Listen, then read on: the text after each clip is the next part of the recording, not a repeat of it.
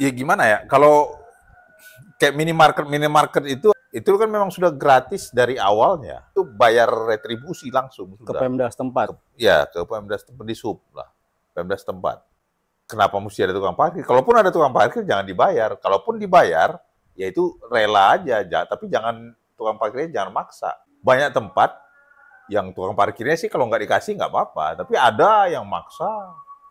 Nah ini harusnya tindakan tegas daripada si minimarketnya, gitu. Ya bukan minimarketnya takut kan, itu sebab PS kan itu. Tukang parkir itu kan PS. PS itu apa? Pemuda setempat. Oh, bukan pemuda tersesat ya? Gitu. Jadi ya kalau gue sih nggak usah kasih uang ya.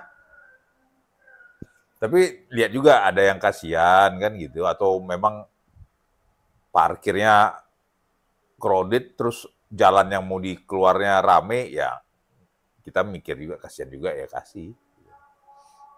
Cuman kalau lowong-lowong aja ya itu nggak kasih gue.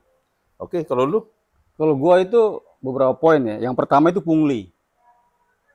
Bisa termasuk. Yang kedua, Hutan liar. tukang parkir adalah profesi dengan gaji termahal di dunia. Betul.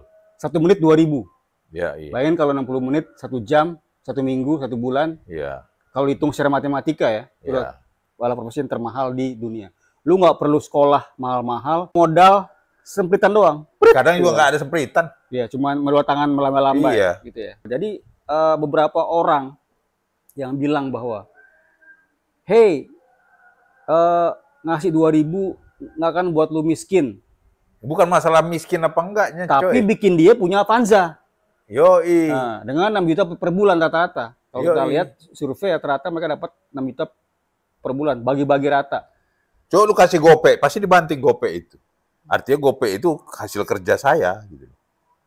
Gua nggak setuju juga bilang kasihan segala macam gitu loh. Kita nyari duit mahal-mahal, capek-capek buat beli barang, secara presentasi harga yang kita beli itu kadang ngejomplang dengan atau tidak linear dengan harga parkir yang kita bayar. Oke lah, gue pernah beli harga barang-barang di Indomaret atau Alfamart tuh 100 ribuan lah ya, pernah. 2.000 nggak ada artinya. Tapi gue pernah juga beli cuma 5.000 rupiah. Dengan bayar 2.000 rupiah kepada parkir, berarti gue harus men-share lumayan besar tuh presentasinya. 2.000 dan 5.000. 40% gue harus bayar parkir. Itu lebih tinggi daripada pajak.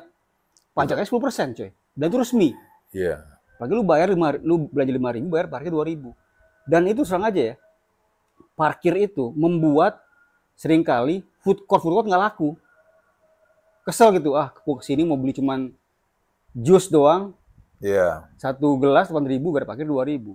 Ceban abis. Menurut gua sih, jangan pernah bayar parkir kecuali ada tiketnya, ada resminya, ada palangnya. Karcisnya. Ya. Karcisnya. Kecuali kalau ada itu, lu jangan pernah bayar parkir. Lu mau ngelawan.